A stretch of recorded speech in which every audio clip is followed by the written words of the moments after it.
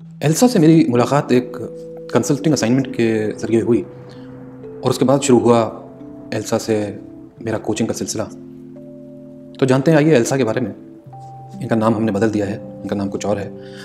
तो दोस्तों आज की कहानी है एल्सा के बारे में, जो कि स्पेन की रहने वाली हैं। और थोड़ा सा आपको इनका बता दें कि कैसी दिखती हैं, तो आप अपने दिमाग में एक पिक्चर बना पाएंगे। तो एल्सा की हाइट होगी लगभग 5'6", 5 फुट 6 इंच, थोड़ा लंबा चेहरा, डार्क ब्राउन हेयर, सिंगल हैं और अपनी बिल्ली के साथ रहती हैं, फेयर कॉम्प्लेक्शन है और मेरे ख्याल से अपने 30s में होंगी। तो अब प्रॉब्लम ये है कि जहाँ हम जिस ऑर्गेनाइजेशन के साथ कंसल्टिंग का काम कर रहे थे, वहाँ एल्सा HR डिपार्टमेंट में थी एज अ सीनियर मैनेजर। और ये performance management, culture building, employee motivation, ये सब इनका कियारे का पार्ट था। ये सारा चीज़ें इनकी रिस्पॉन्सिबिलिटी थी ऑर्गेनाइजेशन में देखने की। अब इनके साथ 2 प्रॉब्लम थी, बहुत बड़ी 2 प्रॉब्लम ये थी कि एक तो ये अपने जूनियर से बहुत ज़्यादा घबराती थी, बहुत ज़्यादा डरती थी और इनको हमेशा इस बात का डर रहता था कि कोई ना कोई जूनियर जो है वो मेरी नौकरी खा जाएगा। पता नहीं इनके दिमाग में ये ख्याल क्यों था, मगर ये था। और दूसरी प्रॉब्लम इनके साथ ये थी कि इनकी ऑर्गेनाइजेशन में रिस्पेक्ट बहुत कम थी। तो ये जो भी काम इनको दिया जाता था, चाहे वो परफॉर्मेंस मैनेजमेंट से रिलेटेड हो, चाहे एम्प्लॉय मोटिवेशन का हो, कल्चर बिल्डिंग का काम हो, वो कोई भी काम इनसे हो नहीं पा रहा था, क्योंकि कभी भी एम्प्लॉयज़ इनके साथ पार्टिसिपेट नहीं करते थे। जो भी कुछ ये करने की कोशिश करती थी उसमें एम्प्लॉयज़ पार्टिसिपेट नहीं करते। तो इनके एक तरह से बड़ी कम रिस्पेक्ट थी ऑर्गेनाइजेशन में। तो ये 2 प्रॉब्लम थी। तो ये प्रॉब्लम मुझे कैसे पता चली? ये प्रॉब्लम मुझे ऐसे पता चली कि कंपनी के CEO के साथ जब हमारी मीटिंग्स हुई और उन्होंने अपनी प्रॉब्लम्स बताई कंपनी से रिलेटेड, तो उसमें एक ये प्रॉब्लम निकल के आई कि सबसे ज़्यादा बड़ी प्रॉब्लम जो है हमारी कंपनी में वो है एम्प्लॉयज़ को लेके, और एम्प्लॉय की प्रॉब्लम हो रही है HR को लेके। और HR में हमारे पास एक है लेडी जो कि एल्सा है, जिनकी वजह से ये प्रॉब्लम हो रही है। तो CEO को भी इस बात का अंदाज़ा हो गया था कि कई बार ये जाके अपने जूनियर्स के बारे में कुछ उल्टा सीधा बोल देती थी, गलत बोल देती थी। तो इनको हमेशा लाइमलाइट में रहने की आदत थी। तो उसके लिए अगर इनको किसी के नंबर काटने पड़े, किसी की लाइन छोटी करनी पड़े, किसी के बारे में उल्टा सीधा बोलना पड़े, तो ये जाके सीनियर लोगों को, CEO को उनके कान भरने में एक्सपर्ट थी कि मेरी इमेज बनी रहे, भले ही बाकी जिसका जो होना है वो हो। तो उसका नतीजा देखिए क्या होता है कि ऐसे लोगों के साथ डील करने में बड़ी प्रॉब्लम आ जाती है, उनके जूनियर्स को भी और उनके टीम मेंबर्स को भी। ऐसे करते करते हुआ ये कि लगभग 3 से 4 लोगों की तो उस कंपनी में नौकरी चली गई इनकी इन हरकतों की वजह से, क्योंकि ये कुछ ना कुछ ऐसा फीडबैक दे देती थी या कुछ ऐसे चीज़ें उनके बारे में बोल देती थी जिससे कि उनका इंप्रेशन, इनका परसेप्शन सीनियर मैनेजमेंट की नज़र में बिगड़ जाता था और कुछ दिन बाद फिर ऐसा होता था कि उनकी जॉब चली जाती थी। तो ये एक अजीब कहानी चल रही थी वहाँ पर। तो फिर CEO को भी इस बात का समझ में आने लगा। तो उसने कहा कि भाई एक तरीका तो ये है कि इनको फायर कर दिया जाए, नौकरी से निकाल दिया जाए। दूसरा तरीका ये है कि हम देखें कुछ आपसे ट्रेनिंग लेके, इनके साथ कोचिंग करके कि ये इंप्रूव हो सकते हैं, क्योंकि हर किसी को बार बार निकालना, फिर रखना, उसको ट्रेनिंग करना, ये कंपनी के लिए अपने आप में ही एक बहुत बड़ा एक्सपेंस होता है। तो कंपनीज जनरली चाहती नहीं कि एम्प्लॉयज़ को निकालें, रिटेन करने में ज़्यादा बिलीव करती हैं, अच्छी कंपनीज़ के एम्प्लॉयज़ को रिटेन करें। अच्छा, अब इनको लोग इनकी इज्जत क्यों नहीं करते थे, इनके बारे में इनकी बातें क्यों नहीं सुनते थे? उसका एक बड़ा रीज़न ये भी था कि ये कंपनी जो थी, ये एक डेटा और एनालिटिक्स की कंपनी थी।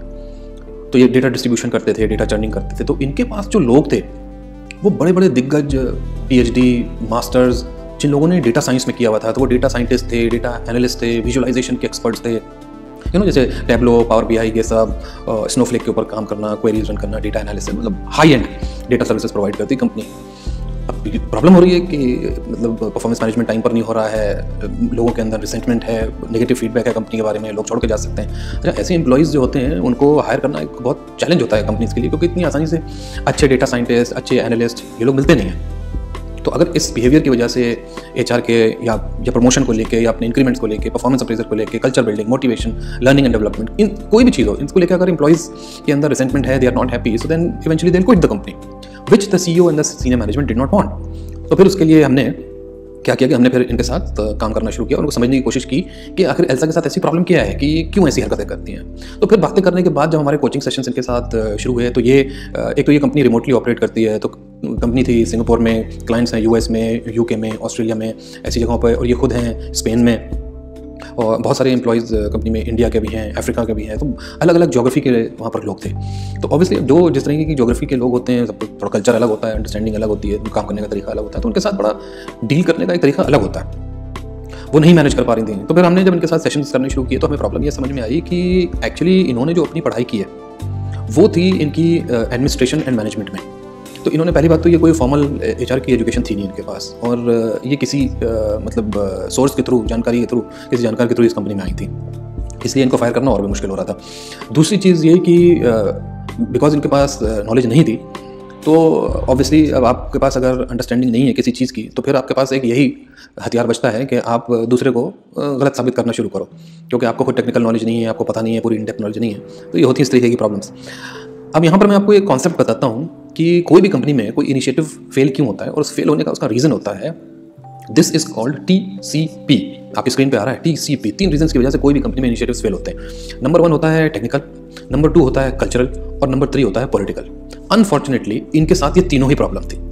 ना तो इनकी HR की टेक्निकल नॉलेज अच्छी थी। टेक्निकल नॉलेज से मतलब अब आपने if you are working in a corporate तो आपको पता ही होगा कि HR का काम क्या है। HR का काम है पॉलिसीज़ डिज़ाइन करना, प्रोसीजर्स बनाना, प्रोसेस का एडहेरेंस करवाना, परफॉर्मेंस मैनेजमेंट का प्रोसेस है, हायरिंग का प्रोसेस है, फायरिंग का प्रोसेस है, लीव्स का प्रोसेस है, उसके अराउंड पॉलिसीज़ हैं, तो talent management, retention, learning and development, बहुत सारी चीज़ें जो मतलब एक पूरा इसीलिए डिपार्टमेंट होता है कंपनीज में HR का।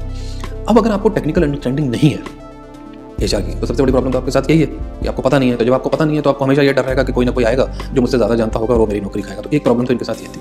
अब T हो गया। C कल्चर की प्रॉब्लम क्या है कि ये रहने वाली है एक दूसरी कंट्री की। अब इनके साथ जो दूसरी नेशनैलिटीज़ काम कर रही हैं वो अपने कल्चर से आती हैं, उनके अपने ट्रेडिशंस हैं, उनकी अपनी अंडरस्टैंडिंग है, उनका अपना काम करने का तरीका है। जैसे बहुत सारे इंडियंस वहाँ पर काम करते हैं, अफ्रीका से लोग काम करते हैं, ऑस्ट्रेलियंस वहाँ पर काम करते हैं, फ्रेंच लोग वहाँ पर काम करते हैं, तो अलग अलग ज्योग्राफी से लोग वहाँ पर काम करते हैं। तो उनके साथ उनके कल्चर को अडॉप्ट करना, उनके कल्चर को समझना, फिर वैसी एक्टिविटीज़ कंपनी में कराना, एक कल्चर बिल्डिंग अपने आप में एक बहुत बड़ा काम होता है ऑर्गेनाइजेशन में। थर्ड था पॉलिटिकल, वो भी इनके अंदर।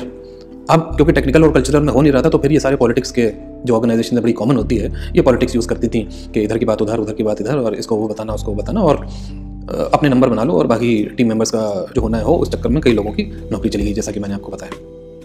तो अब हमने काम तो करना ही था हमें इनके साथ। तो अब आप देखिए, मैं आपको बताता हूँ कि टर्न अराउंड कैसे होता है, कोचिंग, मेंटरिंग, ये सब चीज़ें कैसे बेनिफिट करती हैं। तो अगर आपका माइंडसेट ओपन है, आप सीखने को तैयार हैं कोई भी चीज़, तो फिर मुश्किल नहीं है, फिर आप ये काम कर सकते हैं। तो अब हमने क्या किया कि हमने सबसे पहले इनको ये बताया कि कोई भी आपके डिपार्टमेंट में, हमने सब लोगों से बात की, मिले, फोकस ग्रुप डिस्कशंस किए, 1-on-1 किए, सब समझा कि कोई भी उनके डिपार्टमेंट में ऐसा नहीं है। पहली बात तो जो कोई ये सोच रहा हो कि जी इनकी नौकरी खानी है, हमें इनको निकलवाना है और इनकी जगह पर आना है, तो सबसे पहले तो अपने अंदर से डर निकालो, ठीक है। दूसरा क्या है कि आप किसी भी डिपार्टमेंट में हो, तो ये एल्सा की ही बात नहीं है, आपकी भी बात है, आप किसी भी डिपार्टमेंट में हो, किसी भी फंक्शन में हो, नौकरी कर रहे हो, बिजनेस कर रहे हो, कुछ भी कर रहे हो, पढ़ाई कर रहे हो, आपको फोकस ये करना है कि आपको कंटिन्यूसली अपनी नॉलेज इन्हांस करते रहना है। उसके लिए आपको क्या करना है कि अब रिलेटेड कोर्सेज जो आ रहे हैं आपके डिपार्टमेंट में, फॉर एग्जांपल HR से रिलेटेड कोर्सेज हो सकते हैं, डेटा साइंस से रिलेटेड कोर्सेज हो सकते हैं, आर्टिफिशियल इंटेलिजेंस के कोर्सेज हैं, लर्निंग एंड डेवलपमेंट के हैं, प्रेजेंटेशन स्किल्स के हैं, कम्युनिकेशन स्किल्स के हैं, सैकड़ों कोर्सेज अवेलेबल हैं।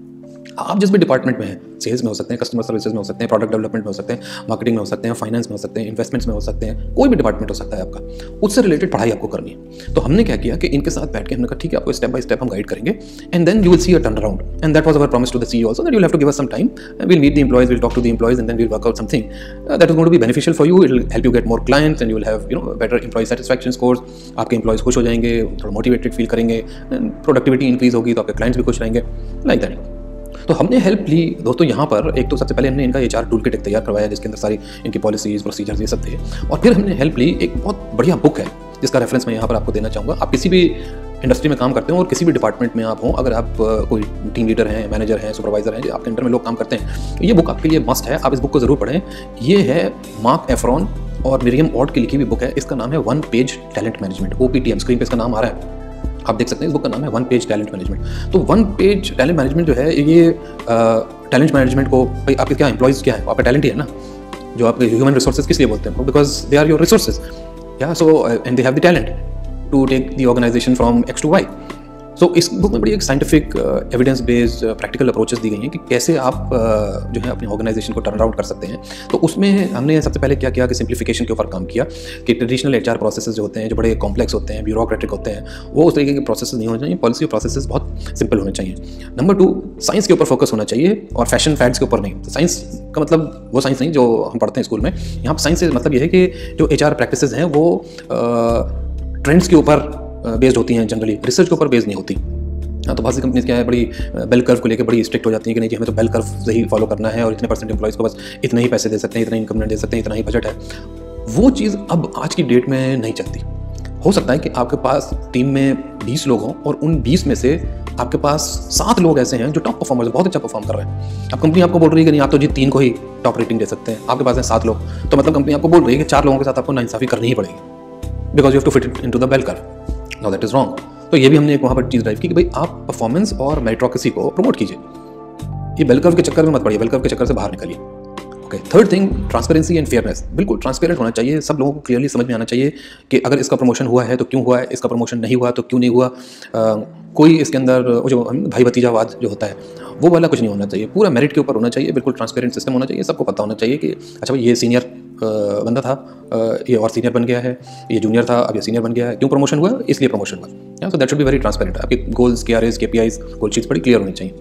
उसके बाद जो आपके हाई पोटेंशियल एम्प्लॉयज़ हैं उनको आपको पता होना चाहिए कि कैसे आपको प्रायोरिटाइज करना है हाई पोटेंशियल एम्प्लॉयज़, क्योंकि ये वो लोग होते हैं जो आपके फ्यूचर लीडर्स होते हैं, जो आपकी कंपनी चलाएंगे, आपके सक्सेशन प्लानिंग में आपकी हेल्प करेंगे। कोई छोड़ के चला जाएगा तो ये चार्ज ले सकते हैं। तो ये हाई पॉट्स जो होते हैं, जो हाई पोटेंशियल आपकी ऑर्गेनाइजेशन में, आपको उनके ऊपर नजर रखनी है, उनको स्पेशल डेवलपमेंट करना है, उनको ट्रेनिंग्स दिलवानी है, उनको और नर्चर करना है, so that they are ready to be the leaders of tomorrow for your organisation. Number 5 है स्पीड एंड एफिशिएंसी की, बहुत इंपॉर्टेंट है। कई बार ऐसा होता है कि कोई ब्यूरोक्रेसी के चक्कर में टाइम लग रहा है, 3-3, 4-4 महीने परफॉर्मेंस मैनेजमेंट डिले चल रहा है, अरियर्स आ रहे हैं सैलरी में, किसी का आ रहा है, किसी का नहीं आ रहा है, कुछ पता नहीं चल रहा है, तो एफिशिएंसी नहीं है प्रोसेसेस में। ये सारा कुछ हमने इनका बनवाया, बैठ के पूरा इनका HR का सिस्टम ओवरऑल किया, एल्सा को ट्रेनिंग दिलवाई, उनके टीम मेंबर्स को ट्रेनिंग दिलाई, 1-on-1 सेशंस कराए, तो बहुत कुछ हमने करवाया इनके साथ। तो उसके बाद अब आपको बताते हैं कि टर्न अराउंड हुआ क्या भाई, इस कहानी से हमें क्या शिक्षा मिलती है। सीधी बात तो ये है इतने ज्ञान के बाद। तो इस कहानी से शिक्षा ये मिलती है कि सबसे पहले तो एल्सा का एटीट्यूड बहुत चेंज हो गया। अब उनको जो इधर उधर बातें लगाने की आदत थी वो हमने ट्रेनिंग और कोचिंग के साथ बोलेंगे, आपको किसी के बारे में उसके पीठ पीछे बात नहीं करनी है, नो बैक बाइट। आपको किसी से प्रॉब्लम है, किसी से बात करनी है, आपको या तो उसके सामने बात करनी है, और हमने CEO को इंस्ट्रक्शन दिया कि जब भी एल्सा आपके पास आकर किसी भी टीम मेंबर के बारे में बात करेंगे तो आपको ये बोलना है कि ठीक है, उस टीम मेंबर को रूम में लेके आओ। अगर तुम्हें इस तरीके की उसके साथ कोई प्रॉब्लम है या तुम्हें उसके बारे में कोई बात करनी है तो I will talk to that team member in front of that team member. Okay, तो इससे एक बहुत बड़ा टर्न अराउंड चेंज ये हुआ कि अब ये डर बैठ गया एल्सा में भी और बाकी लोगों में भी कि अब अगर मैं किसी के बारे में भी इस कंपनी में कुछ बोलूंगा तो सीनियर मैनेजमेंट मुझे बोलेगा कि ठीक है, सामने बुलाओ उस बंदे को, क्योंकि हम अब ट्रांसपेरेंसी और फेयरनेस के ऊपर काम करेंगे इस कंपनी में। Again one of the learnings from the book. तो अगर ट्रांसपेरेंसी है और फेयरनेस है तो फिर बात आमने सामने होनी चाहिए ना, एक पीठ पीछे बात करने का क्या। जब आप कुछ किसी से छुपा नहीं रहे हो, आपको कोई बेलकर में फिट करना नहीं है, किसी के साथ कोई नाइंसाफी करनी नहीं है, तो फिर आमने सामने बात होगी। सो एक टर्न अराउंड ये हुआ। दूसरा जो सबसे बड़ा टर्न अराउंड था, जो बिजनेस के लिए टर्न अराउंड था, that the employees satisfaction scores जो थे वो उस कंपनी के बिल्कुल मतलब 180 डिग्री चेंज आ गया उसके अंदर। जो रेटिंग्स 3.5 पे रहती थी वो रेटिंग्स पहुंच गई 4.6 के आसपास, their satisfaction scores. And then the result was that they were able to get more clients. Their employees itself started getting more clients. Sales वाले कुछ और ज़्यादा motivate हो गए. They started doing business development for the organization. They started getting more clients. So now they have good number of clients which they are serving across the globe. They have completely revamped their entire website and sales funnel, and employee motivation is at a completely different level. तो ये आपको बता इसलिए रहे हैं कि कई बार ऐसा होता है कि हमें ऐसा लगता है कि हमें किसी की ज़रूरत नहीं है, हमें सब पता है जी, हमें क्या करना है, सारी जानकारी है मेरे पास, बट ऐसा है नहीं दोस्तों।